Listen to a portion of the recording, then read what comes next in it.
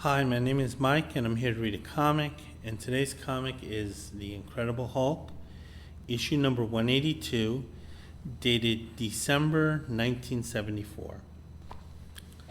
Take a look at our cover here. We see that the Hulk here is caught in a position you normally do not want to be caught in a prison, as the two villains, who are known as Hammer and Anvil, are about to put the final blow on the Hulk. This issue is fairly well known because it's one of the key issues during the Bronze Age, because it contains an early appearance of Wolverine. As far as the story itself, I thought it was really kind of a hard tugger here. It really pulled at the heartstrings, I should say. There was a very thoughtful story by Len Wein, who could from time to time, write these very emotional and moving stories. And I think also it was helped by the artist Herb Trimpe. Herb Trimpe drew a very soft and sympathetic Hulk, and that's something a lot of the other Hulk artists really didn't do. I love the Marie Severin era, and I love the Todd McFarlane era, but the way they drew the Hulk, that Hulk will twist your head off. But this is a very kind of soft and sympathetic Hulk that Herb Trimpe was able to draw, and that helped the story a great deal. The story is very manipulative in terms of how it goes about, tugging at your heartstrings, but nevertheless, to me, it tugged on mine. So we take a look at the opening page. I mentioned the creative team, Len Wein. He wrote this. Herb Trimpe is the artist. Doesn't give the inker, so it might have been Herb himself. So anyway, the title of this issue is Between Hammer and Anvil, and we see. This is kind of a callback, a continuation from the previous issue, where the Hulk and the Wolverine were having it out, and it basically ended in a stalemate here. Wolverine, who was a part of the Canadian military, he was kind of like he was Canada's Captain America. He was the superhero that the government was able to develop. I guess Canada felt they were a little behind in superpowered individuals. So anyway, the Royal Canadian Air Force shows up, informs Wolverine that the time period is over. You were given 6 hours to take care of the Hulk. You did not do it, even though you two are fighting at a stalemate. And maybe we should have let this fight continue a little longer. However, the Canadians are very punctual people, so they're saying you had 6 hours. It's 6:01 now. Wolverine is arguing back with this order, saying that, listen, I was only temporarily pushed back. I was winning this fight, and I can still win it. However, the commander is making it very clear that Wolverine won't have any more time, so he exits the combat theater here. Wolverine just says, "No, but what about the Hulk? The Hulk," and the Canadian Commandos said they'll take care of the Hulk.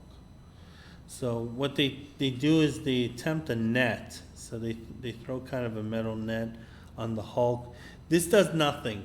The Hulk immediately smashes it to ribbons. So that didn't work. Then the Canadian Commandos come out of the helicopter themselves. They're noting the fact that the Hulk is so large, and they're sort of realizing the situation they're in. The Hulk is not particularly angry. He seems more annoyed than anything else, because the Canadians aren't doing anything that the American forces had done to him dozens of times. So he's not seeing much imagination in this fight. He's just getting annoyed, and it's just making him angrier the puny humans that he looks down on. While the commandos have taken a temporary hit here, because while none of them are injured, they've been knocked off their feet. The helicopter fires off a gas missile, so the gas immediately is dispersed right in front of the Hulk's face. So he gets the full brunt of this, and he's knocked unconscious. And the commandos there to check on the status. So actually they were able to do the job. Now underneath this page, we see that some information on upcoming titles. This one's on the Ghost Rider. It says that he's powerless. You'll see it all in his latest issue. It doesn't really say much. That would not encourage me to buy the Ghost Rider. So then we turn the page, the unconscious Hulk, he's in this titanium cage. He's being flown out of that particular area. I should mention that he's fighting in Canada, he's fighting in Quebec. And Quebec, there's a lot of those huge forestry out there. The Hulk is looking at a really beautiful view of the Canadian landscape here. However, he's not appreciating the nature that he's seeing, and he's angry that he's currently in a cage. So Hulk quickly goes into crackhead mode because hey, these guys they will recognize cell bars. And he does not like cell bars. So he immediately smashes the cage that he's in. For some reason, it didn't knock out the aircraft from the sky. But nevertheless, the Hulk is free. He jumps from the aircraft. And now he's in the Canadian wilderness. Sort of like how that guy, Chris McCandless, in that book ended up. And then we see the Hulk, he's smashing some of the forestry, and he's just kind of angry and lashing out. We see the Hulk that he's, kind of going up. During the wilderness here, he's actually kind of hiking this forestry pretty well. He hears some music, and it's kind of unusual music to him. My guess, he knows that it's strange music. My guess is that neither the Hulk or Dr. Banner they really had a wide taste in music, and it turns out it's kind of like a soulful jazz tune. And we see an individual here who has some unfortunate outerwear. Because on one hand, given that this character is African American, he looks like he's from a minstrel show. Although I'm sure that's not what these guys were intending to capture. This is sort of more like the classic hobo look from the 1930s. So we can see that maybe this guy who's called Crackerjack Jackson, he's kind of like a casualty of the 60s. And he never really adjusted to the hippie movement ending. That's sort of what he looks like. But nevertheless, he's a gracious guy, he's a friendly guy, he sees the Hulk, he accepts the Hulk for who he is. And he's not afraid of him, just he kind of lets him know, hey, you can hang out with me, you can hang out by the campfire here, it's nice and warm, and I got some good music, and I got some good food. And it turns out that Crackerjack Jackson, he already introduced himself to the Hulk. He gives the Hulk a plate of beans, and the Hulk wolfs it down. So this is sort of where, the trope that Hulk likes beans and came from. And we're told underneath of the new Power Man comic. Again, what's written here doesn't make me want to buy it. Then we cut to another story, and we see two individuals who are chained together. They're clearly from a prison, so that they were probably part of a prison gang, and there was an escape. And we're told that this is Johnny Anvil and Hammer Jackson, and that these are two inmates who have a great deal of hatred between each other. We're told that Johnny Anvil is a white supremacist and he hates all black people. And we're told that Hammer Jackson just hates everybody in general. I guess this is to kind of alleviate, little white kids from the fear that there are, people out there who would murder them for just being white. So they're just saying, hey, this guy would murder anyone, even Gary Coleman. So the two are running from a posse that's chasing them. It seems like Hammer is doing a little better than Anvil in terms of the speed. So Hammer is the guy dictating the pace, but Anvil is pointing out, listen, we're running for no good reason. Like the search party, we lost track of them, and they lost track of us like hours ago. So this is all drama, just in your own head. And Anvil is saying, listen, you better stop insulting me. While we're latched together, we're in this together. So it's like the old saying that there's no racism in the foxhole.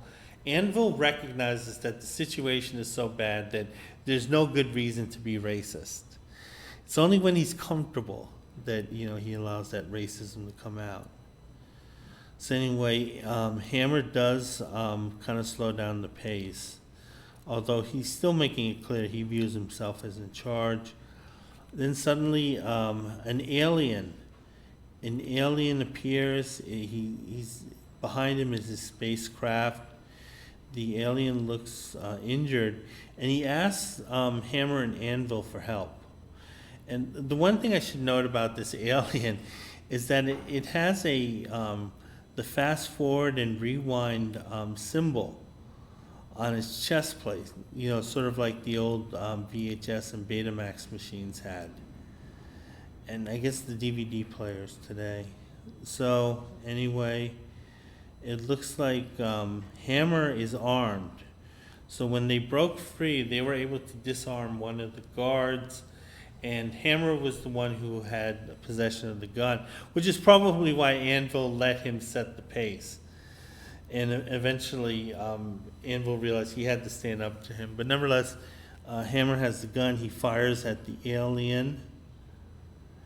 And it turns out that the alien creature is actually grateful to be shot, because apparently the metal bullets were absorbed by the alien, and the alien was able to use that as nutrition. So Hammer thought he was killing this alien, and the alien viewed this as basically an IV treatment. And because of this, the alien is quite grateful to the two men. The alien doesn't realize the context of what they do. But the alien wants to repay the two men, and he notices the chain between them.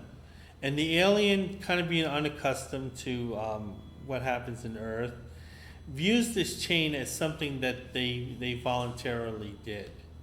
What's with those chains? That's old school. Kind of like saying, hey, listen, I understand the concept. You guys are being like performative artists, and you're saying that this is a bond, that you two have a bond with each other. And then he decides he's going to create a better ornament to capture these concepts that the alien believes that Hammer and Anvil have. However, Hammer and Anvil are absolutely livid at what the alien does. So the alien destroys the chain, but recreates the chain into this incredibly powerful device. And so basically, to Hammer and Anvil, it looks like they just got shiny chains, and they did not view this as anything positive. So these two are kind of flipping out at the moment. We see Anvil here, who, by the way, there is nothing master race about this guy. He's complaining to the alien that you better fix this. We're not happy with what you did. However, the alien is like, chill, chill, chill. You know, once you see what this chain can do, you're going to be thrilled with me. And the alien points to a large tree. He says, you know, basically, hey, why don't you just, you know, cut that thing in half with that chain? So Hammer and Anvil, they rush together toward this redwood, and then they're able to split it into two pretty easily as they're flying forward. The two notice how much more powerful they are now. While this was going on, the alien just left. He was like, fuck these guys, you know, the debt has been paid, I gotta go places. And the two noticed that the alien's gone, so that was very convenient of the alien there. But it turns out the two men have some ideas that they want to do with this new power. One is to make a whole lot of money, but the other one is to get revenge, and this is to get revenge on the prison system. So they actually run back to the prison to extract, you know, any type of revenge they feel that, you know, is owed to them. So then the sun comes up. I guess this was happening at night. It turns out that Crackerjack Jackson, he was sleeping. He was comfortable out there with the ticks and all the other dangerous animals, including Wolverines, the real ones. And he's up with Ernest. We see the Hulk. The Hulk didn't sleep, but he is calling Crackerjack. So, you know, he's definitely made a connection with the Hulk. Turns out Crackerjack doesn't really have any breakfast, but he has fishing rods. So he asks the Hulk, "Do you want to catch your breakfast?" Crackerjack is talking to the Hulk, kind of saying, "Hey, you know, that's kind of a funny name, and but I got my funny name from being a great musician, and that's why they would call me Crackerjack." And Hulk is just telling him, kind of very nicely, to shut the fuck up, by saying he's scaring away the fish. Crackerjack Jackson is still talking, saying that, you know, he had a great time making music, but it had an effect on his family, and that he's there to sort of kind of make amends with his son, who he admits he kind of failed as a father. And he invites the Hulk to come along with him. And Hulk basically says, "Listen, I have nothing better to do." So these two are a team right now. Another night passes. And what Crackerjack is doing, he's teaching Hulk how to eat with a fork. The Hulk finds it strange that he would want to eat beans with a fork rather than, say, a spoon, but nevertheless, that's what he was given. He was given a fork. However, when the Hulk bites down, he not only chews down on the beans, but also the fork itself. So he has like the damaged metal along with the beans. Hulk says that he really doesn't care much for the taste of the fork, and that he should probably spit it out. Crackerjack Jackson gets a big laugh out of this. It's kind of like a nice little moment the two share with each other. You're kind of laughing at your kind of slow friend who might be missing a chromosome or so. Yeah, great going, Jackson. Okay, so anyway, Hulk has a stick. He's kind of playing with the stick, but Crackerjack Jackson suggests that he should use it for writing. So Crackerjack teaches the Hulk how to write his name. Hulk is really impressed by this. He knows how to spell his name. There were two things in popular culture that may have inspired this story. One was the Jim Croce song, I Have a Name. Like the pine trees lining the winding road, I've got a name, I've got a name. and the other was a song by Harry Chapin called Cat in the Cradle. And the cat's in the cradle and a silver spoon. Little boy blue and the man in the moon. When you're coming home, Dad, I don't know when, but we'll get together then, son. You know we'll have a good time then. And I think those two songs, which were very popular, might have influenced Len here in this story. So anyway, the Hulk is writing. He's writing his own name. He's very impressed with this because he feels like he actually has something that truly belongs to him. So him and Crackerjack, they're sitting by the log. They're looking at this picturesque view, and Crackerjack is saying, "Listen, people are looking at your green skin and saying, no, there's something wrong with that. And people used to look at my black skin and feel the same way too." So again, Len Wein, he's being very thoughtful in this comic. So Crackerjack says, you're my friend, and Hulk says, Hulk knows that. So Hulk is kind of like not returning the compliment. So anyway, we go back to New Mexico, and this is the Hulkbusters base. We see that there's a government official, and he's talking to Colonel Armbruster. And Colonel Armbruster was a character I remember. It was this kind of a strange character, in that he was a part of Hulkbusters, and technically he was General Ross's subordinate, but at the same time he would kind of do stuff on his own, and he would kind of do his own thing in spite of the general. So those two had a strange relationship. Turns out what's happening is that Colonel Armbruster, he's suspicious of Major Glenn Talbert. Glenn Talbert was a big character in this title in the 1960s. He became less so in the 1970s. He was the character who had married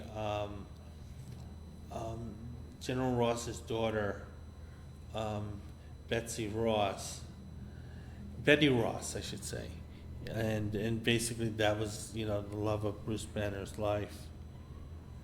So anyway, the colonel doesn't like the major, so the major has a security clearance, but he still wants Glenn Talbot to be investigated, because apparently the president is coming to the base. He wants to make sure the president's going to be safe.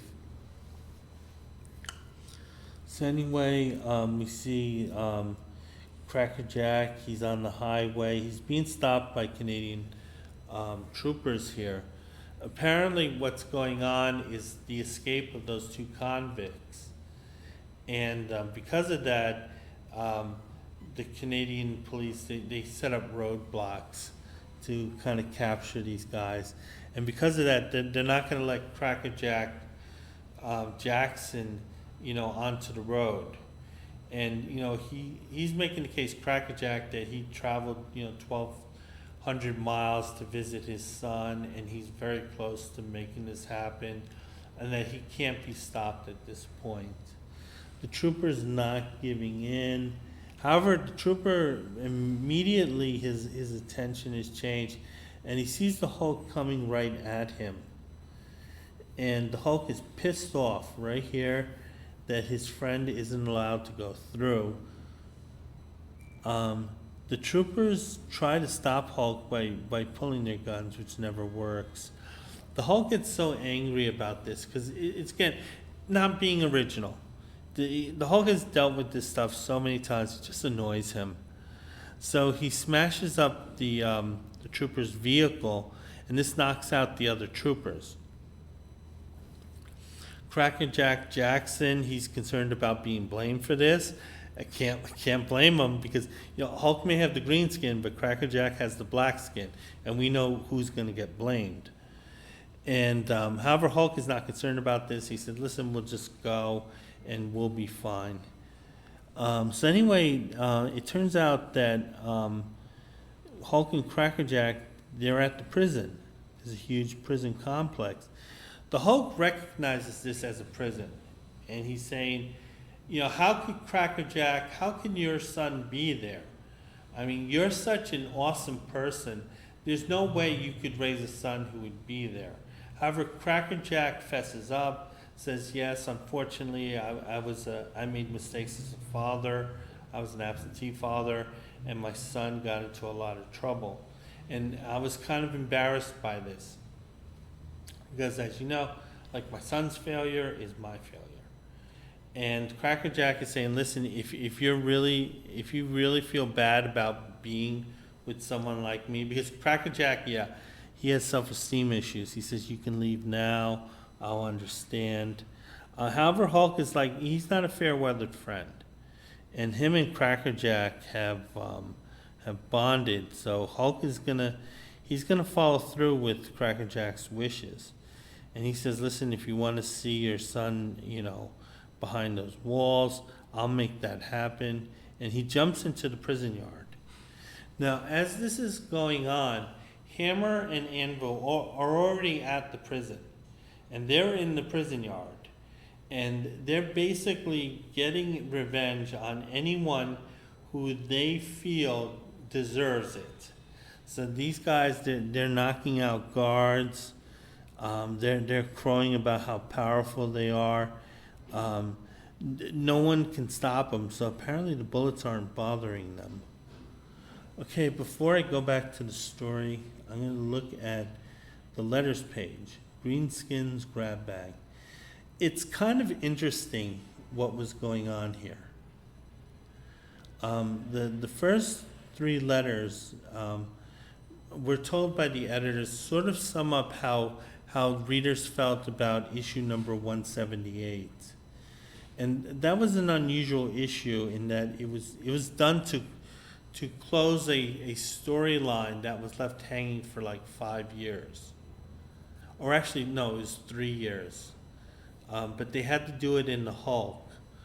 And the first letter is talking about Warlock, because it was that arc existed so Jim Starlin can work on his version of Warlock. But the older version of Warlock still had a hanging story arc when it was canceled.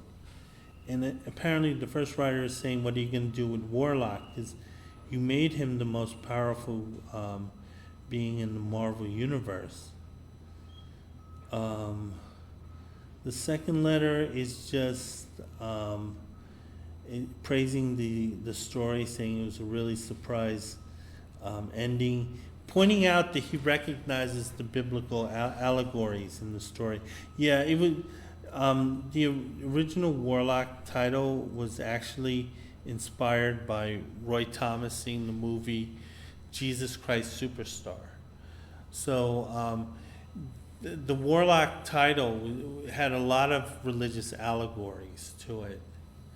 And this person noticed this because he's saying, listen, I read the Bible in hardcover. And another one is pointing out, what are you going to be doing with Counter-Earth? And pointing out that he doesn't understand where Warlock's going to fit into the Marvel Universe. And the editorial points out that these letters kind of match the tone of many others, that it was a pretty good issue, but we don't know where Warlock's going. And I think basically they're saying they're going to reboot Warlock. And this is before Starlin, came out with his version of Warlock, which he admitted was basically kind of like, dumping on the Catholic Church.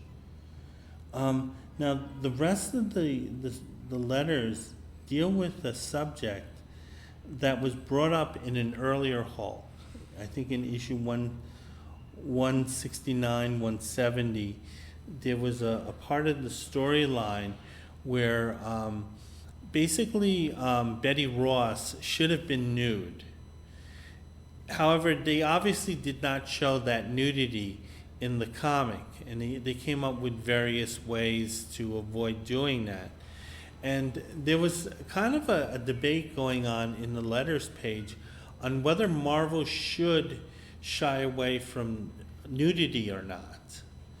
And I think most of the letters were basically, you should never do gratuitous nudity, like nudity that's not needed. But if it fits in with the story, as it did with Hulk 169, 170, then it's okay. So, the kids for the most part, they have good heads on their shoulders. And Marvel's answering back here that they do have to consider their audience, because they do have younger readers who are not necessarily going to be appreciative of that being suddenly dumped on their laps. See the Marvel value stamp, it's the Golem. Yeah, that was not one of Marvel's more successful characters. We see an in-house ad for the Conan magazine that was, I believe, $1 at the time. Yeah, again, Marvel wanted to encourage people to buy more expensive products, so that's why they're talking about the magazines a lot. So then we go to Marvel bullpen bulletins. See Stan's soapbox. He's just talking about himself, saying, Origins of the Marvel Comics is doing well, and we did a documentary magazine on Hitler, and I'll be in, University of New Hampshire. Yeah, it's not really saying anything. And then we see kind of a breakdown on the 75-cent and dollar magazines, who's doing what. And next item is about the artists that are coming from the Philippines. Yeah, there were a number of great talent that came from the Philippines during this time. There's an item about David Anthony Kraft, who had been hired to be an assistant to Don McGregor. David Anthony Kraft wrote some really good comic books, but he also wrote some really strange ones that had this libertarian bent. And I think that libertarian bent might have contributed to his death, because I believe he passed away from COVID-related illnesses. And he might have been one of these anti-vaxxer guys. It turns out there were some injuries. Don Heck was in an injury. He was in a car crash. Gil Kane's wife was in a car crash, separate car crashes. Larry Hammond, he suffered some electrical burns. And just kind of talking about how Neil Adams and a few of his buddies at Krusty Bunkers stepped in to help with the art. Talking about an NBC special. Talking about Crazy, their terrible humor magazine. Talking about the Marvel calendar for 1979. Yeah, nothing interesting. Okay, I'm going to go back to the story. So the Hulk lands in the prison yard. He sees Hammer and Anvil. Hammer sees who's in the Hulk's arms. Crackerjack Jackson is being held by the Hulk. Hammer sees this. He's absolutely livid, because that's his father. And it turns out Hammer is the son that Crackerjack was looking to visit. The two confront each other. Crackerjack is obviously very apologetic, feeling terrible for the fact that he let his son down. His son, was sort of like that kid in that Elvis song, In the Ghetto. So he starts to roam the streets at night, and he learns how to steal, and he learns how to fight in the ghetto. And because of the lack of a parental father figure, he kind of he led an angry life that led him to prison. and the son's angry at the father for not being there. The father, Crackerjack, is trying to apologize. Hammer doesn't want to hear it. He kind of swats the old guy away. Crackerjack tries to reach out to his son, but he accidentally grazes on the superpowered chain. And this amount of power is too much for Crackerjack's body to handle, so he's immediately killed by it. Now the son is distraught by this, because he was angry with his father, but he didn't want to murk him. But when he saw this happening, he realized that, his father's no longer going to be around, and that he didn't mean to cause him any harm. The Hulk sees this. He doesn't understand the context. He doesn't care about it. He's absolutely livid. And he confronts Hammer about this, saying that you were his son, and you killed him. Hammer is livid here. He doesn't like the Hulk back-talking him like this. And he's like, listen, he's my dad. I know more about this man than you. You don't need to cape for him.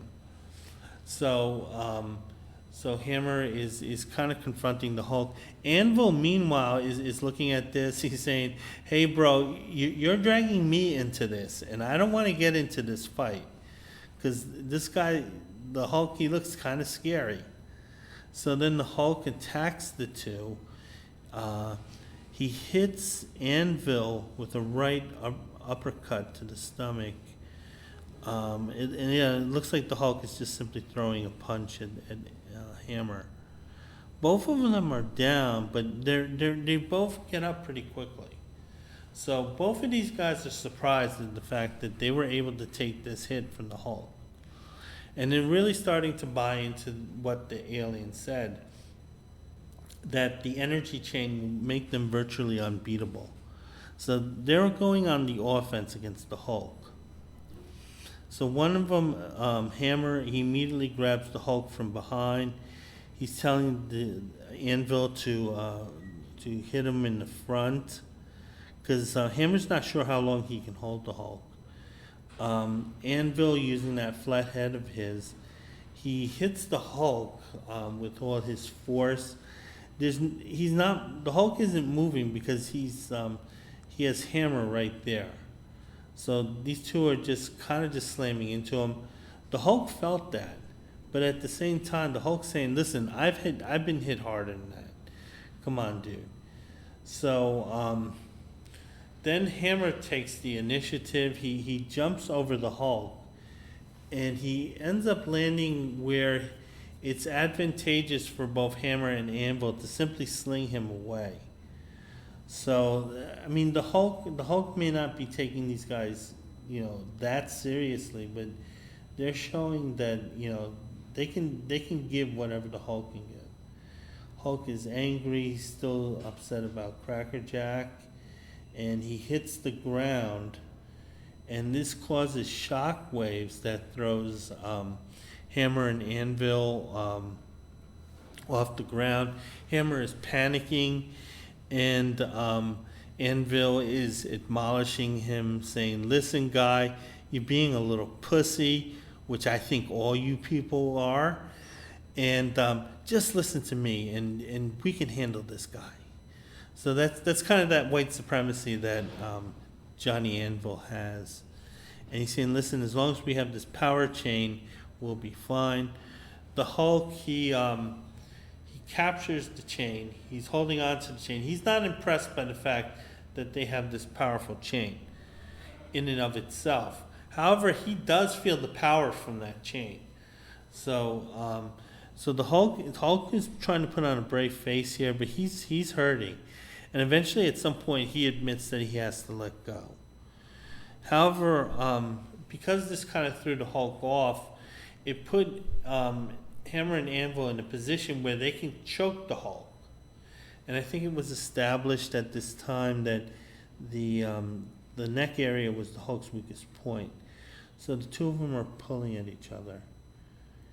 And I'm going to skip this bonus bullpen bulletin because it's not particularly interesting. So anyway, we go back to the story. We see the Hulk. He's being choked. darkness is sort of coming across his consciousness. So he's feeling the physical effects, and he might be dying here. However, the image of Crackerjack, his new friend, dying in front of his eyes, that angers the Hulk to the point where he's able to generate the strength to counteract this. So the three are fighting it out. The Hulk is straining to his limits. Hammer and Anvil, they're straining to their limits. And all three of them are quite sweaty. And then it's the chain that gives. And finally the Hulk finds that last bit of energy. And he snaps the chain. And immediately Hammer and Anvil go into madness. Because apparently that was more than just a physical bond that the chain created. It also created kind of this mental and emotional bond between the two. These are two really angry guys, so they just were kind of feeding each other's anger. With this link broken, they're sort of like Borgs. Out of the cube, they go into madness. Hulk doesn't understand what's going on. However, while this is going on, the prison guards, who are still there, they realize they might have an opportunity to capture all three of them. However, the Hulk is not buying this, and he takes a hold of his friend Crackerjack, and he apologizes to him, saying that he feels that he's partially responsible, that he should have been the responsible member and said, no, Crackerjack, you can't go in there, you can't visit your son, because it's just simply too dangerous for you. Hulk didn't do that. He didn't have to do that, but this is how he thinks. So he wants to take Crackerjack away from the prison, a place that brought him a lot of sorrow. Hulk lands in an area of the Great Northwest. He's going about burying Crackerjack because he understands the ritual of death. And he's had characters die in front of him, but this one hits him extra personal because this was a friend. And this is sort of, again, what I mentioned about Herb Trimpe drawing a very sympathetic Hulk. You can see here in this image, he kind of looks like that kind of lost, maybe socially awkward kid, might be missing a chromosome or two, that's something I was accused of being. He has that kind of look on his face, really bad dental care though.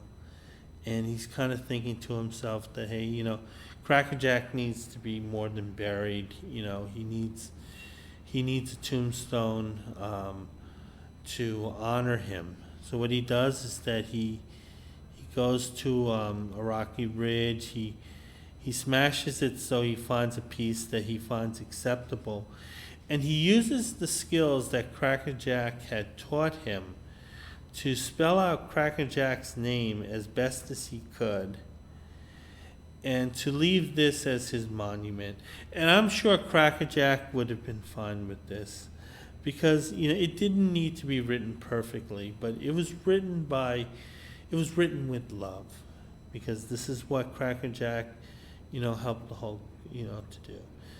So, as the Hulk leaves with the Jim Croce song in his head, we're told that the next issue is Fury at 50,000 volts. I thought that was a pretty good issue, too. So anyway, the reason why I picked this issue is because I did see Deadpool and Wolverine.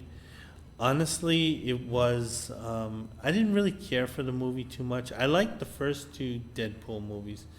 This one was different in a way I didn't enjoy.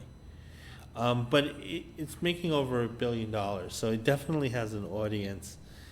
I did like how they're sort of going to roll out the X-Men into the Marvel Universe and also the Fantastic Four. Okay, so as I had mentioned, this issue is a Keystone issue because it's an early appearance of the Wolverine. Talk about the character.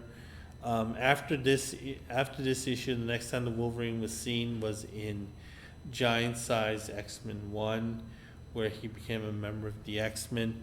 He actually initially was not very popular.